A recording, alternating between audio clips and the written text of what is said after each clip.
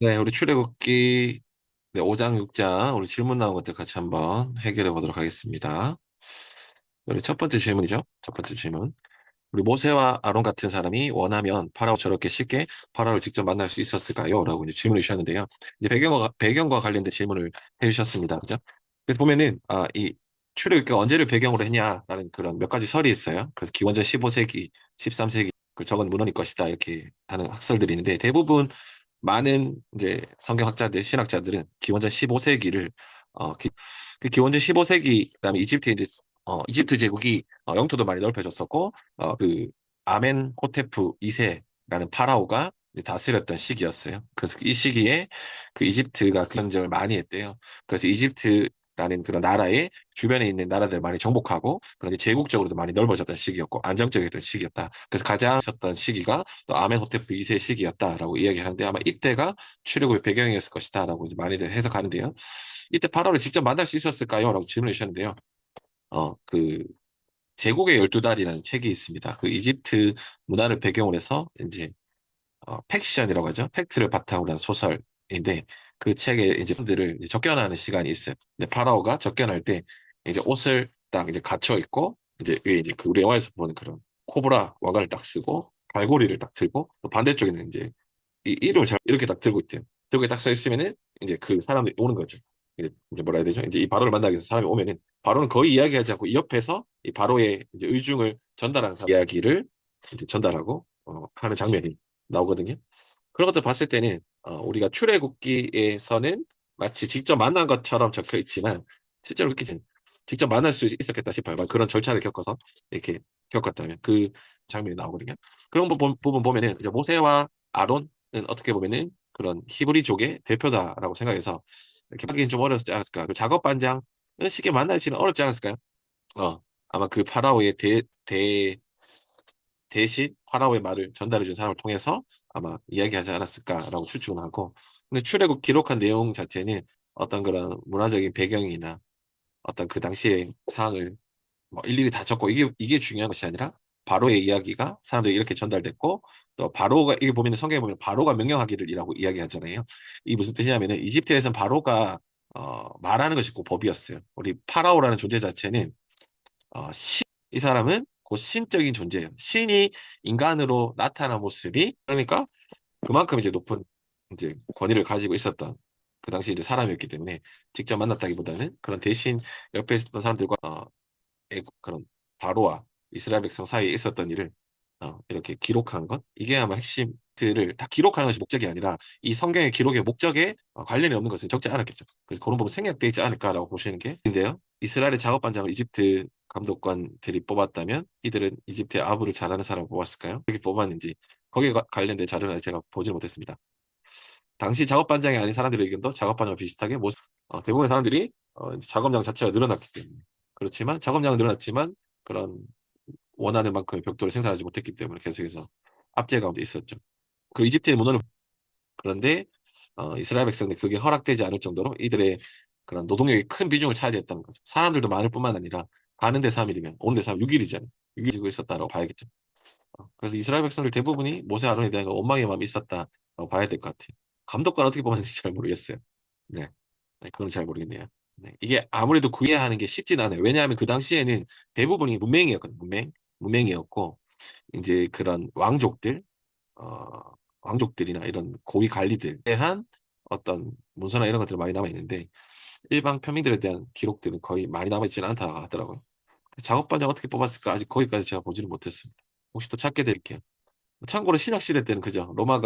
어, 로마가 이스라엘을 다스렸을 때는 약간 아부 잘하는 사람, 이스라엘에 세금 잘 바치는 사람, 그런 사람들을 뽑았겠죠. 그 당시도 비슷하지 않았을까요? 이건 그냥 제 생각이에요. 뽑는 기준에 대해서 잘 모르겠어요. 네, 넘어가겠습니다. 5장에는 하나님의 말씀을 전했는데 6장 11절에서 같은 병을 다시 하시는 건가요? 네, 같은 병을 다시 하는 건데요. 같은 대화를 두 번 기록한 것인지 하셨는데요. 이 질문이랑 뒤의 질문이랑 이어집니다. 그래서 같이 한번 보면요. 우리 14절부터 27절에 모세와 아론의 조상, 족보의 이야기가 나옵니다. 그죠? 이게 나오는 이유가 뭡니까? 라고 질문 주셨어요. 이게 위의 질문과 밑의 질문이 이어집니다. 왜 그러냐면요. 제가 이걸 틀렸네. 네, 이 부분인데요. 뒷부분이 6장이에요. 클루지오 구조예요. 이제 수미상관 구조라고 하죠. 성경에는 수미상관 구조가 많이 나와요. 그래서 이거 6장 10절부터 12절에 보면은 애고방이가 말하는데 모세가 나 입이 둔합니다라고 이야기하는 거죠. 그래서 우리 성경을 여러분들 가지고 계시죠? 계시면 보시면은 어 잠시만요. 여러분들 같이 제가 화면 띄워드릴게요. 잠시만요. 시야가 적으실 수도 있으니까. 이제 보이시죠? 네. 여기 보면은 요거 웃기는데 주님께서 모세에게 이르셨다. 너는 이집트의 왕 바로에 가서 이스라엘 자손을 그의 나라로 했던 이야기를 하는 거죠. 근데 이걸 왜 이야기하냐면은 이 이야기 하고 싶었던 거예요. 모세가 근데 이 이야기 하는 거죠. 저는 입이 둔합니다. 바로가 제 말 듣겠습니까? 라고 이야기하는 거죠. 그러니까 어떻죠? 그 다음에 보면은 13절이 이제 이스라엘 자손을 이집트에서 인도하여 내라고 명령하시는데 이 사실을 이스라엘 자손에게 알리고 이집트 바로에 알리라고 모세와 아론에게 명하였다.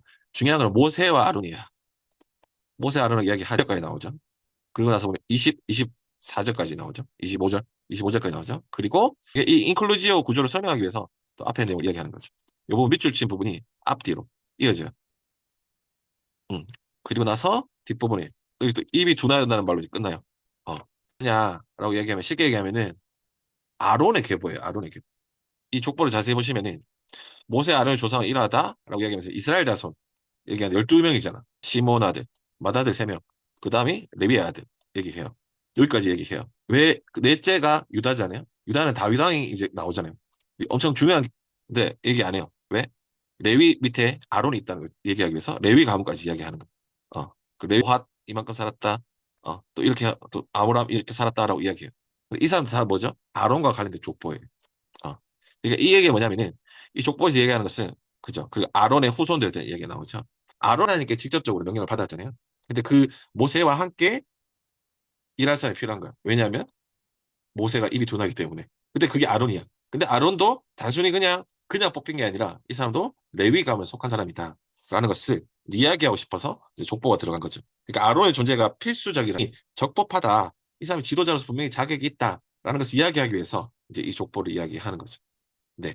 그렇게 보시면 되겠습니다. 그래서 인클루지오 구조다라는 것을 이 이야기를 왜 반복하느냐라고 했을 때 이 이야기하고 싶어서 네, 이 아론이 왜 뽑혔는지라고 이야기하고 싶어서 하나님께서 네, 모세가 나 이미 두남이다 못합니다라고 했을 때 모세 아론을 세웠고 그리고 보면은 그래서 아론의 계보가 나오고 공식적인 결론 아론과 모세 아론 이것도 중요해요.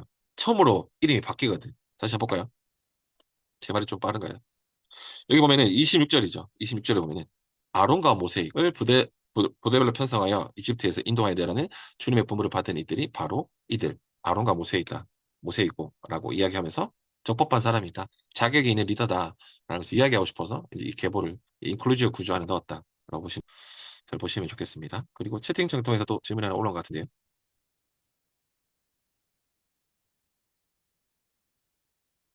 5장 7절 너희는 벽돌을 만드는 데 쓰는 집을 더 이상 이전처럼 저 백성에게 주지 말고 그들의 직접 짚을 모아 오게 하여라. 6장 7절 그래서 너희를 나의 백성으로 삼고 나는 너희 하나님이 될 것이다. 그러면 내가 너희를 이집트 이집트 사람의 강제 노동에서 이끌어낸 너희 하나님임을 알게 될 것이다. 이것이 궁금한 게 뭘까요? 5장 7절 그쵸? 우선은 뭐 벽돌을 만드는데 짚이 필요했었던 것 같아요. 그죠? 짚이 필요했어요. 그래서 이제 이 짚은 이제 원래는 제공됐었는데 그것까지도 너희가 구해와라라고 하니까 작업 강도가 어때요? 재료를 원래 주고 이제 빚어라 이거 해도 어 어려운데 이제 그것조차도 안 해주니까 작업 강도가 더 많아진 거죠. 어 그런 거 6장 7절은 어, 음 그쵸. 여기서 중요한 거는 주라는 단어가 중요해요. 나는 주다 라는 게 이제 중요하거든요. 그래서 이런 주다 6장 2절에도 보면은 나는 주다라고 얘기하시잖아요. 그러니까 이제 이스라엘 백성들에게 이제 하나님이 누구이신지를 알려주는 그런 장면이고 특별히 네, 이름을 여호와라고 이제 알려주잖아요. 이런 것들도 첫 번째는 음, 이집트를 배경으로 해서 좀 이해할 필요가 있는데요. 제가 지금 공부하는 내용을 바탕으로 좀 말씀을 드리면은 이집트라는 나라 자체가 다신교 국가였어요. 뭐냐면은 여러 신들을 섬기는 나라였어. 기본적으로는 태양신 라를 섬겼죠. 그 태양이라는 존재 자체 현현하고 날아다니는 풍뎅이로도 현현하고 뭐 이렇게 여러 가지로 이제 현현을 해요. 나타나요.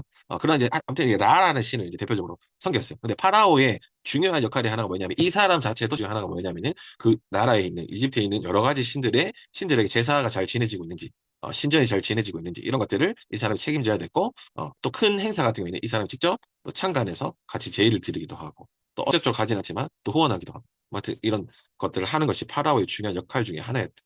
근데 지금 이스라엘이 이 모세와 아론이 이야기하는 이 하나님은 모르겠다라고 이야기를 하잖아요. 모르겠다라고 이야기하는 것도 파라오 자기가 했을 때 우리 위에 있는 신을 데리고 와서 너희가 우리에게 이거를 예배하려 하냐. 약간 이런 의미도 배경을 공부하니까 조금 이제 보여요. 네, 이런 부분도 좀 재밌는 부분이고 특별히 그때 또 역사적으로 BC 이제 왕이 가나안을 정복 전쟁을 했대요. 이 사람이 어 생전에 왕으로 재위한 기간이 한 24년, 25년 정도 되는데 그 중에 사람이라고 하더라고. 그리고 이 사람이 왕이 되기 전에 자기와 견줄 수 있는 그런 이제 왕으로 완전 정해지기 전에 왕자 시절에 함께 여러 가지 이렇게 여러 명의 한 두세 명의 그런 왕자들이 있었는데 화를 잘 쏘고 그래서 그 기록에 보면 벽화에 보면은 아메노테프가 달리는 그 마차 알죠? 그 배너 같은 데 보면 앞에 말이 끌고 뒤에 이렇게 따라가는 그 거기 있잖아요. 그림이 있거든요. 벽화가 실제로 있어요.